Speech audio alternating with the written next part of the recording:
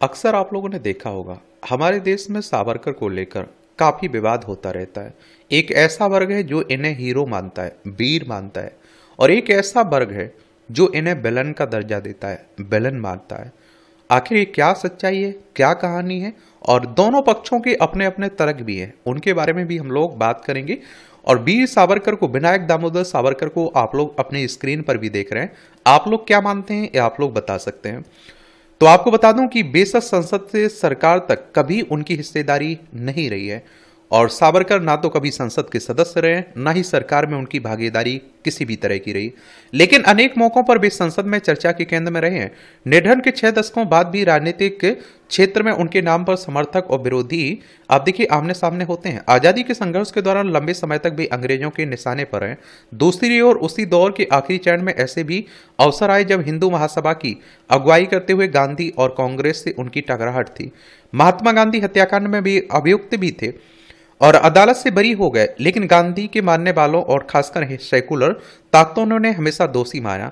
और दूसरी ओर मौजूदा सत्ता दल सहित बे हिंदूवादी ताकतें, बीजेपी की बात हो रही है, जिन्होंने वीर सावरकर को स्वतंत्रता संघर्ष, राष्ट्रवादी विचारों के प्रसार में अप्रतिम भूमिका के लिए हमेशा सराहा। लेकिन विरोधी सवाल करते हैं कि कैसे वीर हैं वो, तो माफी मांगकर जेल से छूटे। विनायक दामोदर सावरकर को लेकर राय दो हिस्सों में बटी हुई है। एक छोर पर वे हैं जिनकी दृष्टि में वे महानायक हैं, दूसरे छोर के लोगों की नजरों में वे माफी वीर और हिंदू सांप्रदायिकता के प्रतिनिधि चेहरे थे, और इन्होंने समुद्र में लगाई थी छलांग। और देखिए 21 दिसंबर 1909 को नासिक में मराठी नाटक शारदा का मंचन देखने आए कलेक्टर जैक्सन की 18 साल की क्रांतिकारी नौजवान अनंत लक्ष्मण कन्हारे ने गोली मारकर हत्या कर दी थी। पुलिस तफ्तीश में जानकारी मिली कि जिस पिस्टल से कन्हारे ने जैक्सन को गोली मारी, उन्हें लंदन में कानून की मारी उन्हें आप देखिए उसे लंदन में कानून की पढ़ाई कर रहे विनायक दामोदर सावरकर ने भेजा था। 13 मार्च 1910 को सावरकर को लंदन में गिरफ्तार कर लिया गया और मजिस्ट्रेट ने उन पर मुकदमा चलाने के लिए बंबई भेजने का आदेश दिया।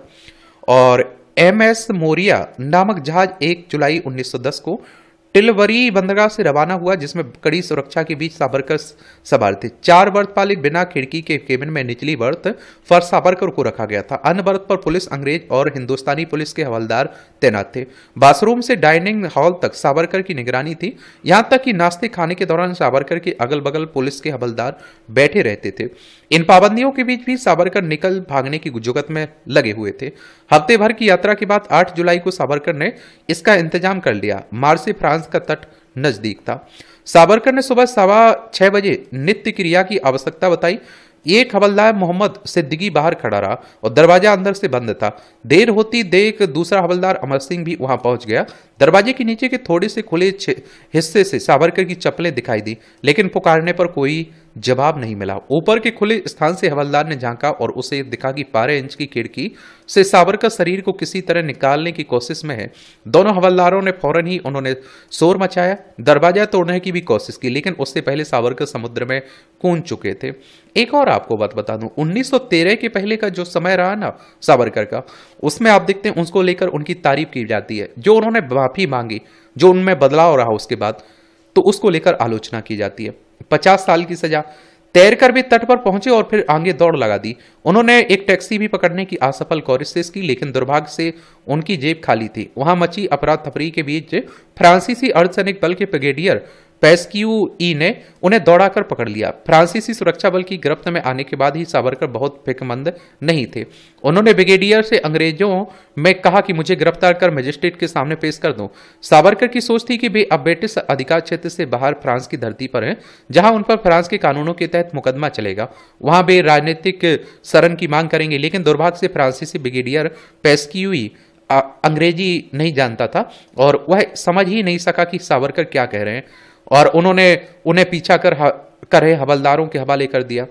एक बार फिर सावरकर MS मोरिया जहाज के उसी केबिन में थे, लेकिन इस बार हथकड़ी और बेड़ियों में जकड़े हुए। 22 जुलाई 1910 तक उनकी बंबई यात्रा इसी बुरे हाल के बीच पूरी हुई। चूंकि सावरकर की गिरफ्तारी फ्रांस की धरती से हुई थी, इसलिए फ्रांस में इसके खिलाफ आवाजें उठी और फ्रांस और इंग्लैंड की सरकारों के बीच सावरकर के प्रत्यर्पण को लेकर विवाद भी चला। मामला अंतर्राष्ट्रीय अदालत तक गया, लेकिन निर्णय उनके खिलाफ रहा। 23 दिसंबर 1910 को अदालत ने उन्हें नासिक षड्यंत्र केस में आजीवन कारावास और सभी संपत्ति की जब्ती की सजा सुनाई। 30 जनवरी 1911 को उन्हें जैक्सन की हत्या के लिए उकसाने के एक दूसरे मुकदमे में आजीवन कारावास की सजा सुनाई गई। 25-25 साल की बरसों की सजा अलग अलग थी, अर्थात अगले 50 साल सावरकर को जेल में गुजारने थे। नरक से बदतर सेलुलर जेल। अंग्रेजों ने सावरकर के लिए सबसे कठिन अंडमान जेल को चुना और 17 जून 1911 को एस महाराजा जहाज पर उन्हें सवार किया गया। जहाज के सबसे निचले केबिन 50 अन्य कैदियों के साथ उनकी यात्रा शुरू हुई। गंदगी और अफरा तफरी के बीच इस तंग जगह पर जमीन में फैले कैदी बैठने लेटने की जगह तलाश रहे थे। उनके बीच में एक पीपा रखा हुआ था और जिससे जबरदस्त दुर्गंध आ रही थी। फिर सावरकर ने देखा कि कैदी उसका कमोड के तौर पर इस्तेमाल कर रहे हैं। 30 जून को वे सेलुलर जेल में दाखिल हुए। 3 मंजिला इस जेल में 698 तंग कोठरियां थी। फर्श से 9.25 फीट ऊपर एक छोटा रोशनदान था। दीवार पर हथकड़ी बेड़ियां सजी हुई थी। बुलडॉग जैसा भयंकर जेलर डेविड बेरी जेल में दाखिल होते ही कैदियों को सचेत कर देता था कि उनसे खूंखार शेरों को साधा है। और ये आप देखिए, नित्य कर्म से निवृत्त होने के लिए लंबी कतार थी। शाम 6 बजे से सुबह 6 बजे तक कोठरियां बंद रहने पर कैदियों को सोच को किस जैसी भी रोकना था। लघु संख्या के लिए मिला मिट्टी का पात्र इतना छोटा रहता था कि उसका एक बार भी इस्तेमाल मुश्किल होता था। वैरक के रास्ते में पानी का एक कुंड था जहां कैदियों को नंगे ही नहाना होता था। इसका पानी शरीर पर पड़ते ही जलन होती थी। चुल्लू में पानी को मुख में डालते ही थूक देना पड़ता था क्योंकि यह समुद्र का दुर्गंध वाला नमकीन पानी था। कूले में भी जूते। जेल की पोशाक और बेड़ियों में कसे सावरकर की यहां पहचान कैदी नंबर 32,778 की थी। इमारत की सबसे ऊपरी मंजिल की कोठरी नंबर 7 में उन्हें रखा गया था। यह जेल साक्षात नरक थी जहां जानवरों से बदतर हालत में कैदी रखे जाते थे। खाने के नाम अधपका और तमाम मौकों पर सड़ा खाना परोसा जाता था और इससे कई बार सांप और कीट पतंग भी निकलते थे। वहां सबसे बढ़िया खाना गंजी या कंजी था। चिपचिपे दलिया जैसा यह आधा उबला पानी वाला बिना नमक का चावल होता था। एक डब्बू इसे परोसा जाता था और हर कैदी को एक दिन में 3.54 ग्राम नमक दिया जाता था और इस नमक को वो अपने हर आधे अधूरी खाने में मिलाकर स्वाद ले सकते थे। एक तरह से शिकायत की कोई गुंजाइश नहीं थी। नारियल की रस्सी बनाना यहाँ सबसे आसान काम था, लेकिन सबसे ज्यादा कैदी कूलों पर बैल की जगह जोते जाते थे। सावरकर ने यहाँ तन्हाई में भी कैदी काटी। कोल्हू से नारियल का तेल निकालने के लिए उसमें खूब जुते। इसमें 4 कैदियों को कोल्हू के साथ बंधकर बैल की तरह गोलाई में घूमते हुए प्रतिदिन 30 पाउंड तेल का उत्पादन करना पड़ता था और इसमें असफल होने में या फिर कदम कदम पर अमानुषिक सजाओं के बहाने थे। बीमारी में भी कोई सुनवाई नहीं थी। इस नारकीय यातना के बीच अनेक कैदी पागल हो जाते, कुछ आत्महत्या कर लेते और कई बिन इलाज दम तोड़ देते। सावरकर ने अगले 10 साल इस जेल में अकथनीय कष्टों के बावजूद बहादुरी से गुजारे। कागज कलम के अभाव में वे कांटों से दीवारों पर लिखे उससे कंठस्थ करते रहे। दूसरा पहलू माफी की वो चिट्ठियां। सावरकर की इस वीरता और त्याग उनकी चाहने वाले गर्व से चर्चा करते हैं। दूसरी ओर उनके आलोचक सेलुलर जेल से लगभग 1 दशक के भीतर उनकी लिखी माफी की आप देखते हैं कि 6 चिट्ठियों पर सवाल करते हैं जो उन्होंने ब्रिटिश सरकार को लिखी थी। इन चिट्ठियों में उन्होंने अपने कृत्य पर अफसोस जताते हुए भविष्य में ऐसी गतिविधियों से दूर रहने का भरोसा दिया था। सेलुलर जेल के रिकॉर्ड के मुताबिक 1911 से क्षमा याचिकाएं लिखने के बावजूद अंग्रेजी सरकार ने उन्हें अगले 10 साल तक वहीं रखा। 1921 में उन्हें काला पानी से निकाला और फिर रत्नागिरी जेल में भेज दिया। सावरकर के आलोचक कहते हैं कि जब वे माफी मांगकर जेल से छूटे और भविष्य के लिए उन्होंने ब्रिटिश सरकार विरोधी संघर्ष से दूर रहने की लिखा पढ़ी में गारंटी दे दी, तो फिर वो क्यों वीर कहलाए? वो तो माफी वीर कहे जाएंगे। लेकिन इस सवाल पर सावरकर का अपना पक्ष है। उन्होंने लिखा कि राजनीतिक बंदियों से अनुबंध पर पत्र हस्ताक्षर करवाया जाता कि भविष्य में कभी भी अमुक वर्षों तक राजनीति और राज्य क्रांति में भाग नहीं लूंगा। पुनः यदि मुझ पर राजद्रोह का आरोप सिद्ध हो गया तो मैं अपना आजन्म कारावास का दंड भी भुगतूंगा। इन शर्तों को ना मानने पर बंदियों को जोरदार बहस होती। क्षमादान का तार आने के पश्चात बंदियों में गर्मा गर्म बहस होने लगी। यदि ऐसी शर्तें थोप दी जाएं तो उसे स्वीकार करें या नहीं।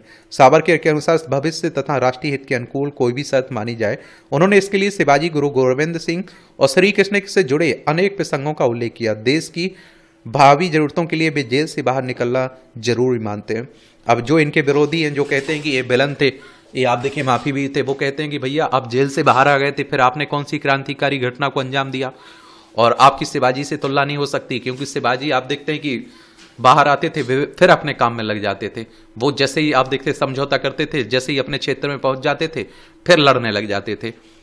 सावर के विरोध की और भी वजह थी, और एक कुछ लोग आप देखते हैं ये भी कहते हैं कि देखिए भगत सिंह, सुखदेव, राजगुरु, इनके सामने भी तो माफी मांगने का विकल्प था, उनने क्यों माफी नहीं मांगी। सावरकर का विरोध सिर्फ माफी की चिट्ठियों के कारण ही नहीं है, असलियत में वे गांधी जी की सोच के उलट रास्ते पर थे। उनकी सोच धर्म आधारित राज्य का समर्थन करती थी। 1937 में अंग्रेजों की निगरानी से बाहर होने के बाद सावरकर ने अपनी किताब एसेंटियल्स ऑफ हिंदुत्व के जरिए हिंदुत्व की राजनीतिक अवधारणा पेश की। हिंदू महासभा की अगुवाई करते से एक राजनीतिक आंदोलन के तौर पर बदलने की भी उन्होंने कोशिश की। यह वही विचारधारा थी और जिससे नाथूराम गोडसे प्रभावित था। 30 जनवरी 1948 को गांधी की हत्या के बाद सावरकर एक बार फिर विवादों में गिरे और 5 फरवरी 1948 को सावरकर गिरफ्तार कर लिए गए। उन पर गांधी की हत्या की साजिश और हत्या के लिए उकसाने का आरोप लगा, लेकिन ठोस सबूतों के अभाव में उन्हें रिहा कर दिया गया। अदालत ने उन्हें भले रिहा कर दिया हो, लेकिन उनके आलोचकों ने उन्हें कभी इस दोष से मुक्त नहीं किया। लेकिन इस बीच उनके समर्थकों और प्रशंसकों का भी एक बड़ा वर्ग तैयार हो गया और कहते हैं कि सावरकर को मालूम था कि इस तरह की घटना होगी। राष्ट्रीय स्वयंसेवक संघ आरएसएस की बात हो रही है, और देखिए आरएसएस से भी इनका कभी संबंध नहीं रहा है, ये भी आपको बता दूं। हिंदू राष्ट्र की बात करता है, हिंदुत्व की बात करता है आरएसएस। नागपुर में इसका हेडक्वार्टर देखने को मिलेगा। केवी हेडगेवार इसके फाउंडर थे। 27 सितंबर 1925 में इसकी स्थापना हुई थी। तो आप देखिए उनके रिश्ते आमतौर पर मधुर नहीं रहे आरएसएस से, लेकिन हिंदुत्व की विचारक के कांग्रेस और अन्य सेकुलर ताकतों के प्रबल विरोध ने संघ परिवार को सावरकर की विरासत के पक्ष में मजबूती से खड़ा कर दिया। अटल बिहारी वाजपेयी की अगुवाई की सरकार ने सेलुलर जेल में सावरकर के सम्मान की पट्टिका लगवाई। यूपीए 1 की सरकार ने उसे हटवा दिया। सत्ता में आते ही मोदी सरकार ने उसे पुनः स्थापित कर दिया। आजकल मैं कह रहा हूं ना कि हमारे तुम्हारे भी होने लगा है ना, कि भगत सिंह हमारे, सुखदेव तुम्हारे, आप समझ रहे, गांधी आप देखिए हमारे, सरदार वल्लभ भाई पटेल तुम्हारे। भाजपा की अगुवाई की सरकारें और संघ परिवार से जुड़ी तमाम संगठन सावरकर की गौरव गाथा बयान करने का मौका नहीं छोड़ते। 28 मई 1883 को जन्मे सावरकर का 26 फरवरी 1966 को निधन हो गया था, लेकिन सिर्फ आप देखते हैं जीवन काल में ही नहीं, निधन के 60 साल बाद भी उनके नाम पर सरगर्म चर्चाएं चलती रहती हैं। बाकी आप लोग क्या सोचते हैं, अपनी राय आप लोग बता सकते हैं। और देखिए हमारे देश में सबका योगदान रहा है, आप लोग किसी के योगदान को मुझे नहीं लगता है कि नकारा जा सकता है। आलोचनाएं करना अलग बातें रहती हैं, लेकिन उपलब्धियां अलग बातें रहती हैं। आपका कोई सवाल हो, मेरे लिए सुझाव हो, तो आप लोग बता सकते हैं। आप लोगों के क्या विचार हैं, आप लोगों को जरूर बताना चाहिए। धन्यवाद।